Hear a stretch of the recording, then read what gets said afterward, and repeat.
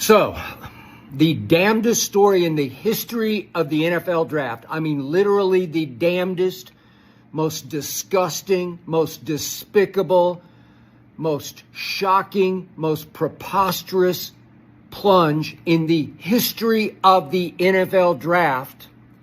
Shedeur Sanders, who should have gone first overall to Tennessee, finally going in the 5th round with the 144th overall pick to the worst franchise in all of pro football, to the Cleveland Browns, who had already passed on him 6 times and taken 50 picks above Shedeur. Dylan Gabriel, a quarterback I know very, very well.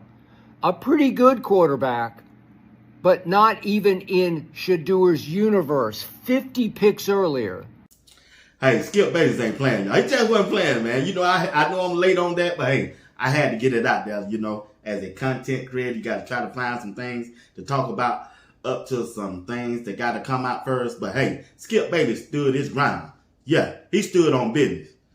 Skip Bayless stood in the paint for the Sanders family. And that's what you're supposed to do for a friend. You're supposed to do the opposite of Chris Carter. You're supposed to do the opposite of many other people out there. When you know a player that is legit, and you know he legit, yeah, you got to stand up for him, bro. Even though the way the NFL try to paint him in another way. And you're supposed to rebuke that. Just like Boog. You remember Boog? Boog up under the Lil Wayne management team. You know, he overseeing Shedeur Sanders and Travis Hunter. Listen to this video and the way Boog came out and said. See, to know me is to know I'm about right or wrong, good or bad, bullshit or real shit. I'm not into sparing feelings or who feelings got hurt. That ain't. If it's the truth, if the truth hurts someone's feelings, that's their problem, not mine. If anybody has a problem with the truth, they have a problem with themselves. It's not my job to cater to anyone's feelings about what's true and what ain't. So the minute I tell a lie, I say, "Book, stop." But if I don't tell a lie, let me cook. Because at the end of the day, what I said is the truth. Because I watch people get online every day and kick my dog, try to kick him while he down, do everything on the sun. They don't care about how he feel one bit. But then as soon as I speak, oh, you need to worry about somebody's feelings. Huh? What? You talking about the one that talk about my dog who don't care about his feelings, but they want me to spare feelings? Come on, man. It is what it is. And then we talking about grown men who are in the locker room. They don't care what Boog say. These people, a lot of them kids in the locker room don't even know Boog. And the ones that do, they know what I'm about. And they love 12, and 12 love them. They ain't worried about what Boog say. Oh, that only matters to the people who live online. Them people living in the real world, in the real locker room, getting real things accomplished, trying to get a real job. They not worried about what's going on online. Kill their confidence. Man, at the end of the day, let's keep it G. Today, I'm not saying none of them won't ever be better, but if we trying to say that the guys that 12 has been throwing to are just as good as Jerry Judy and Njoku as of today, come on, man, stop playing. Stop playing. I'm not saying they won't ever have a great career and blow up and go beat them and blow past those guys, but as of today, if you don't think that they lesser talented, if you think they're equivalent to Jerry Judy, man, you need to go look in the mirror. Your mirror broken, not mine. Hey, look at here. Boog standing on business too. See, it's a good thing when you got people out there can stand up for your name when they know you can't. See, they know Coach Prime really don't need to say nothing, and they know Shedeur don't need to say nothing, but you got to have some dogs out there in the ground. You got to have some dogs out there on the ground that can bark that bark for you. And they've been doing it. And that's a good thing. Like Bucket say, that's a beautiful thing. It's a beautiful thing to have somebody to have your back when they trying to assassinate your character. It just is. But listen, before I move on any further, it's a hurdle. We got a little small hurdle that Shedeur gonna have to jump. Yeah, you got to get past this hurdle.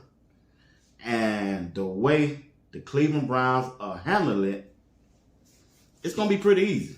Oh, yeah, it's going to be pretty easy. But Shedeur got to go out there and put the work in, which I know he will, which I know he can. And the only way he going to do it, he got to grind it out. He got to grind it out, y'all. It ain't going to be no microwave. Just put it in the microwave and it's ready. No. This thing is a process they got to go through. Yeah. See, the next process, he got to show on more one occasion that he's better than Dylan Gabriel, because they drafted him in the 3rd round, and we can't overlook that. I can't overlook it when I'm talking to y'all.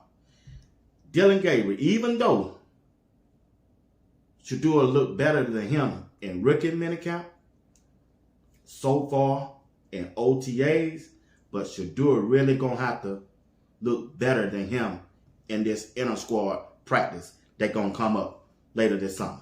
When they get ready to scrimmage, the Philadelphia Eagles, and when they get ready to scrimmage, the Carolina Panthers, that's when Shedeur should be able to leapfrog Dylan Gabriel as a quarterback on Cleveland Browns team. Not only will he be able to leapfrog Dylan Gabriel, but he must be on the same playing field as Joe Flacco and Kenny Pickett. Yeah, in those scrimmage games, live scrimmage games, when the defense is coming down here trying to put you in the medical tent. Yeah. When they play Philadelphia, you know how good their defense is. That's where Shedeur gonna have to make his run. He got to make his run. He got to look good, and he got to be better than Dylan Gabriel, Kenny Pickett, and Joe Flacco. Yeah, he got to be better than them, which I think they will. I'm serious. I believe he will outshine them in that game. Well, going forward after that, it's going to come up to that preseason game. They going to try to showcase one of those quarterbacks and Shedeur Sanders. Now, which one? I don't know. It could be Dylan Gabriel, it could be Kenny Pickett, or it could be Joe Flacco. I kind of figure they know what Joe Flacco can do, so they probably won't try to showcase him that much. Because he on his last leg, y'all. I'm just being honest with you. I don't care what nobody say. He on his last leg. So in the preseason game, in that first preseason game, that's when Shedeur gonna have to strike. And once he strike, he can't look back. He's not gonna look back. He got to go out there and perform so good,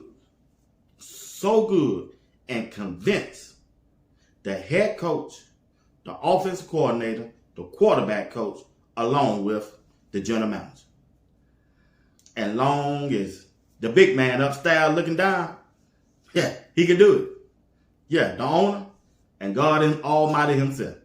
If they can see that Shedeur is outperforming Joe Flacco, Kenny Pickett, and Dylan Gabriel in that first preseason game, somebody going to speak up again. Remember, I said again. Yeah, they going to say, oh no, Shedeur Sanders is out there balling now, and I want him as my quarterback for QB1. We getting ready for the AFC North. Yeah, they need to watch out.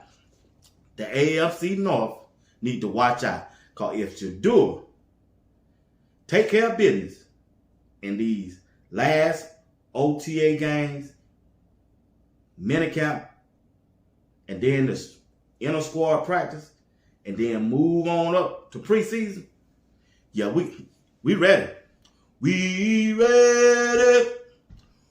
We ready. We ready for y'all. Yeah, we ready for y'all. Y'all up on that screen. Yeah. Joe Burrows, Lamar Jackson, and Aaron Rodgers. We ready. We going to be ready. When Shedeur go out there and ball out, he already balling out. We already know that. I can't help if he hadn't played 11-on-11 with the first or second team. I ain't got nothing to do with that. But it been some report that Just because the press haven't seen it, that don't mean Shedeur haven't been running with the first team nor the second team. So I have to take that at a grain of salt of what they've been reporting. But I'm here to tell you right now, yeah, them guys up on that screen, we coming. We are coming. And matter of fact, Shedeur out there balling out so bad, the reporters, some of the reporters that was against him, they singing a new tune right now. They come back and tell you, this guy said Dylan Gabriel was up there with the one. He was struggling. Incomplete. Got off to a slow start. Then they sent him down to where Shedeur was, and he got off to a slow start again. Incomplete. Then Shedeur got up. Completion. I'm just trying to tell y'all right now. When Shedeur is doing that, it's some coaches down now can see that, and they bringing that report back to let them know, man, Shedeur down here, man, he eating these guys up, y'all. We got to hurry up and bring him up to the second and the first team. I mean, he chopping these dudes off at the bit. Matter of fact, I'm going to play a little part of the video what I was just talking about. Here we go right here. Thank you. So the first thing is, we know that Shedeur hasn't gone against ones. And by the way, that was a 1 second clip that they cut. And Dylan did struggle. And by the way, in that very same period, after playing against the ones, he went over to the field where Shedeur was and participated there. And it took him a second to get going over there as well. That was not, he did not come right over to the other side of the field and start lighting it up at all. So I'm talking about his first session throwing the football. His first session throwing the football against the ones, he definitely struggled. Denzel Ward was there. But in that same period, he then goes to the other field and he goes incomplete. So 2 for 5 on the same field that Shedeur was on, where Shedeur on that field went complete, incomplete. So went 6 for 7. Mm-hmm. Same field. So he's not acknowledging that part of it. The other thing is, and then he would go on and talk about the stats. Once again, like I said, hey, Shedeur Santa is out there doing his thing. Completion. 6 for 7. 6 for 7. That's what he just said. And Tony G coming back with that false narrative. Shedeur, 5th round draft pick. He got a long way to go. But that ain't what they rebuting what he's saying. They rebuting him right there in that video. Oh, yeah. He might as well, him and Mary Kay might as well get with the program, or Shedeur gonna make them retire. Shedeur gonna make Mary Kay and Tony G. Grossman retire from reporting on the Cleveland Browns. You watch and see. Yeah, you heard it right here on Sports Talk with B. Watts. Only thing I ask you to do, put a comment in the comment section and hit that like button and join the membership if you don't mind. All right. But check this out. I want to end this broadcast talking about the NBA Finals. Oh yeah, we got to talk about this thing for about 2 minutes.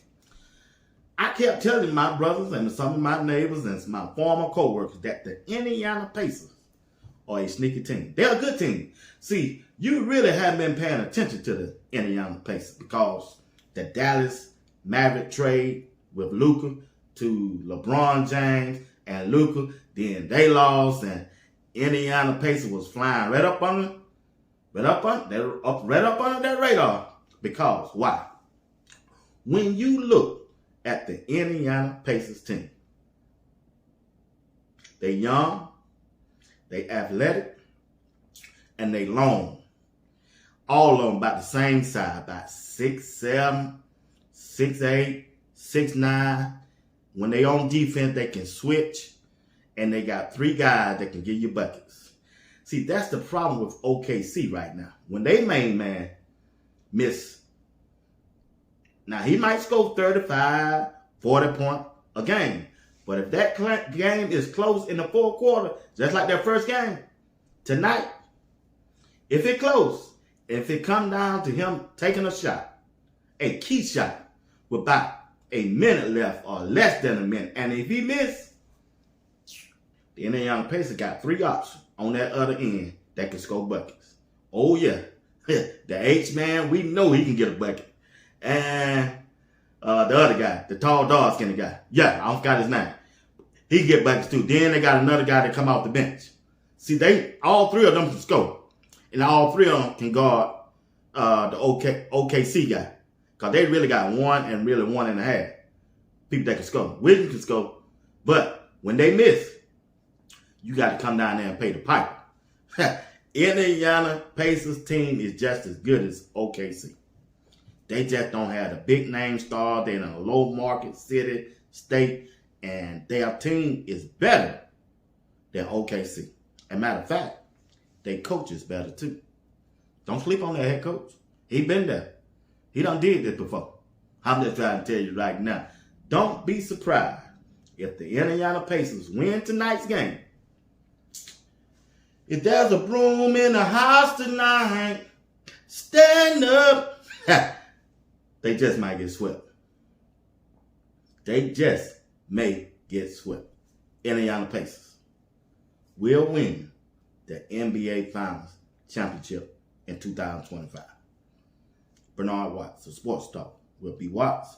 Only thing I ask that you do, hey, hit that like button, subscribe to the channel if you have never subscribed, and support the broadcast by Super Chat or join the membership. I appreciate everything that you have done or will do for this broadcast to continue to grow. All right? Until tonight at 8 p.m. Eastern Time, y'all have a blessed Sunday. All right? Got to get out of here and tell the Lord thank you. All right? All right. See y'all later on. Peace. It finally came in. I ordered it draft night 12. They were waiting for the number. They got it. And y'all know what time it is, baby. Shedeur, I don't care who you're getting reps with. Can't wait to see you play this season. You know who's running the city. The Cleveland Browns getting gritty. Like tap water from the city. Walk 'em like a dog. We gon' walk 'em like a dog. Like a dog. We gon' walk 'em like a dog.